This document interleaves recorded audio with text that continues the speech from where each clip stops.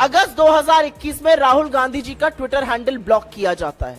6 महीने का बैन था, यह सरकार के दबाव में आकर किया गया था, जिससे विपक्ष की सबसे मजबूत आवाज को भी ट्विटर जैसे प्लेटफॉर्म पर ब्लॉक किया जाए। Why is Rahul Gandhi willing to become a useful idiot in the hands of these foreign powers? क्या राहुल गांधी का ट्विटर अकाउंट मोदी सरकार के इशारे पर सस्पेंड किया गया था? जैक डॉर्सी के बयान के बाद कांग्रेस पार्टी ने ये तमाम आरोप लगाए। दरअसल जैक डॉर्सी ट्विटर के संस्थापक और पूर्व सीईओ हैं, जिन्होंने एक इंटरव्यू में ये दावा किया कि भारत में किसान आंदोलन के दौरान सरकार ने उन्हें ट्विटर को बंद करने की धमकी दी थी।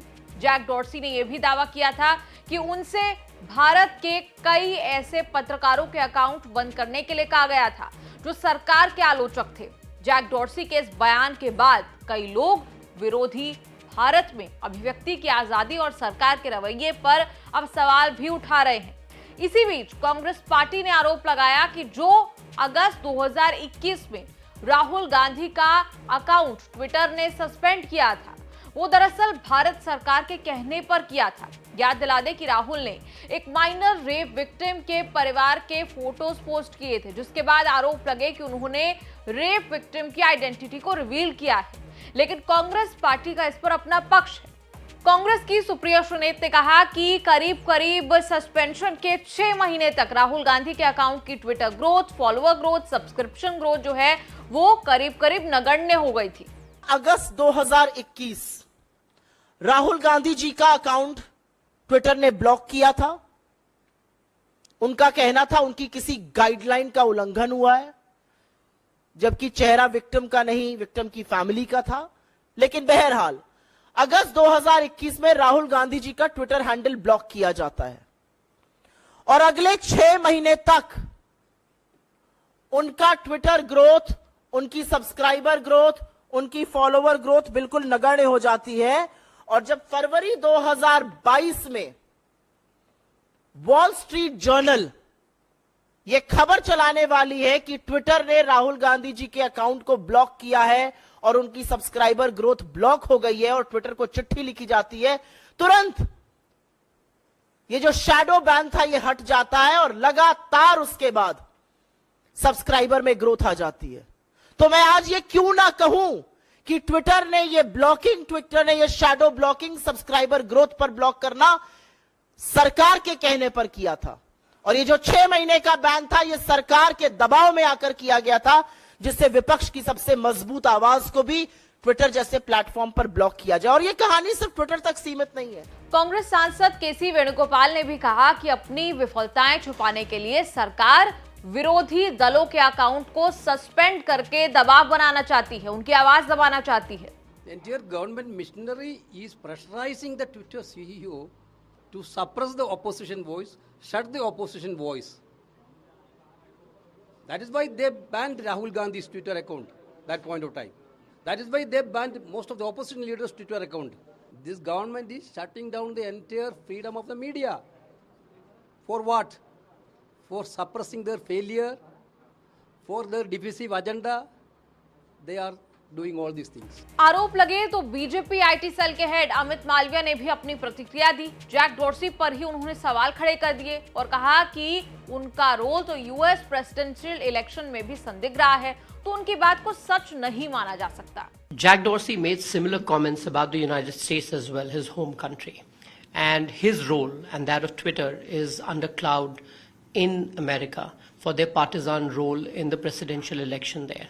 We all know how Twitter was favorably disposed towards the Democrats, and they used their platform to silence the Republican voices, including deplatforming the then sitting American President Donald Trump. So Dorsey's comments are not kosher and they can't be accepted as gospel. The fact of the matter is that no Twitter office was ever raided in India, no employee was arrested, and there was no threat whatsoever to Twitter to censor certain accounts. इसके साथ ही अमित मालविया ने कहा कि आखिर राहुल गांधी ऐसी विदेशी ताकतों के हाथ की कठपुतली क्यों बन गए हैं? Is Rahul Gandhi going to go abroad and seek support of these groups that are constantly undermining India's interest? A weak India, India with a rudderless leadership is in the best interest of these foreign powers. Why is Rahul Gandhi willing to become a useful idiot in the hands of these foreign powers? अब अमित मालविया ने कहा कि Jack Dorsey के बयान पर भरोसा ही नहीं कर सकते। इस पर कपिल सिब्बल ने कहा कि भाई आखिर जैक डॉर्सी के पास झूठ बोलने का आखिर कारण ही क्या है? There's no reason for Jack Dorsey to tell a lie that they threatened Twitter at that point in time when the protests were going on, that they would shut their offices and that they would raid the then Twitter employees or the Twitter employees at that point in time. There's no reason for him to tell a lie. He's not against the BJP. He's not against this government. Why would Twitter be against anybody? Right? They're in business, that's all. And there is every reason for others to tell a lie because they can't accept this. And if they accept it, then what will happen to them is what happened to others. बता दें कि Jack Dorsey के भारत पर दिए बयान के बाद ये तूफान मचा हुआ है। दरअसल जैक डॉर्सी से पूछा गया था, दुनिया भर के ताकतवर लोग आपके पास आते हैं और कई तरह की मांग करते हैं। आप नैतिक सिद्धांतों वाले व्यक्ति हैं।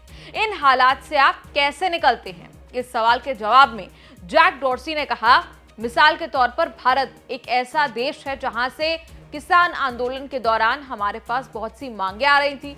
कुछ खास पत्रकार सरकार के आलोचक थे, उनके बारे में एक तरह से हमसे कहा गया था कि हम भारत में ट्विटर को बंद कर देंगे। भारत हमारे लिए बड़ा बाजार है। आपके कर्मचारियों के घरों पर छापे मार देंगे, जो उन्होंने किया। हम आपके ऑफिस बंद कर देंगे अगर आप हमारी बात नहीं मानेंगे। ये भारत में हो रहा था, जो लोकतांत्रिक देश है।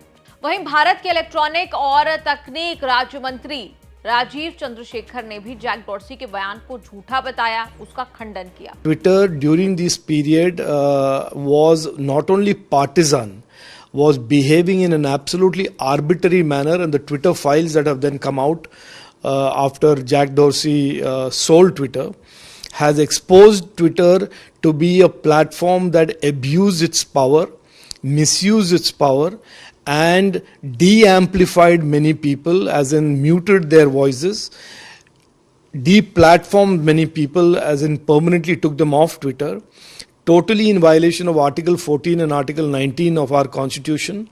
And they did this in India, they did this in the US, and this information is now available in the public domain for everybody to read and see.